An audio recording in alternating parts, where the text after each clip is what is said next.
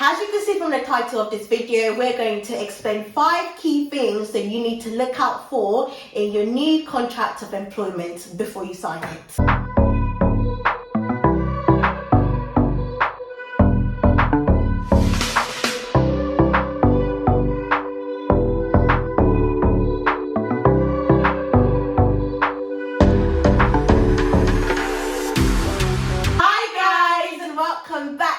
Process with me, Jay, the data privacy consultant, and me, Grace, your employment solicitor, and we are here to educate, motivate and update as we take you on a journey to success.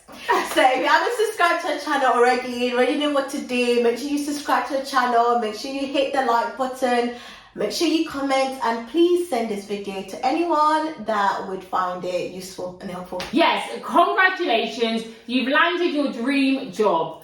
And they've just given you your contract of employment by email. Yeah. But before by post. Or by post. Yeah. But before you get to signing, here are the following things that you need to look out for. So the first thing you want to do is make sure that the job details and the necessary information about the job is on the contract and is correct. So that includes your job title, the correct start date, the job description, where you will be based, your working hours, your salary, and when and how you will be paid. The second thing you want to look out for is your notice period. The contract should have a notice period that both you and your employer would have to give if you want to terminate the contract of employment. So essentially, if you want to leave the company for any reason or your employer wants you to leave, then they must state in the contract that you must give, it might be 1 or 2 weeks notice or maybe a month's notice before you can leave. However, if you have a probation period, this should also be stated in the contract, and it's likely that your notice period would be less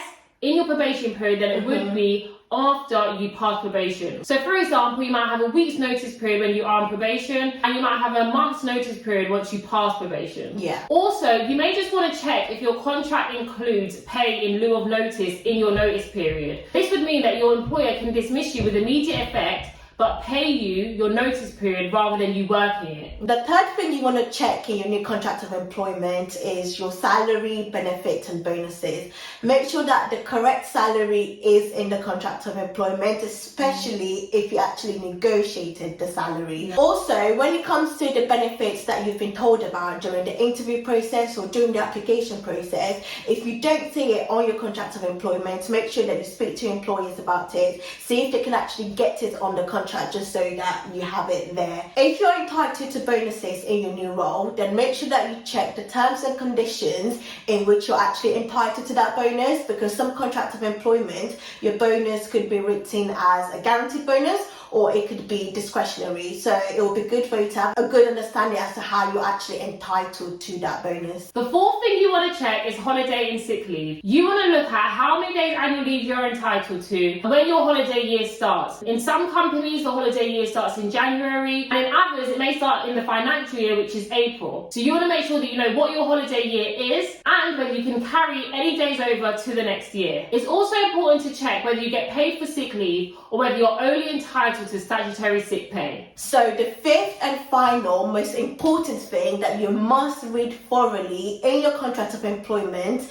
is restrictive covenant clauses. That's if, of course, there's one in your contract. If there is, make sure you actually understand this, because this is a clause that normally trips people down the line. And with restrictive covenant clauses, they actually comes into effect once you've actually left the company. So under a restrictive covenant clause, your company can actually stop you from working with or for a competitor for a certain amount of time once you've actually left the company. This is known as a non-compete clause, and this is something that you need to read and understand. The clause may also restrict you from recruiting any of your company's employees or clients once you have left the company, especially if you are planning on setting up a similar company.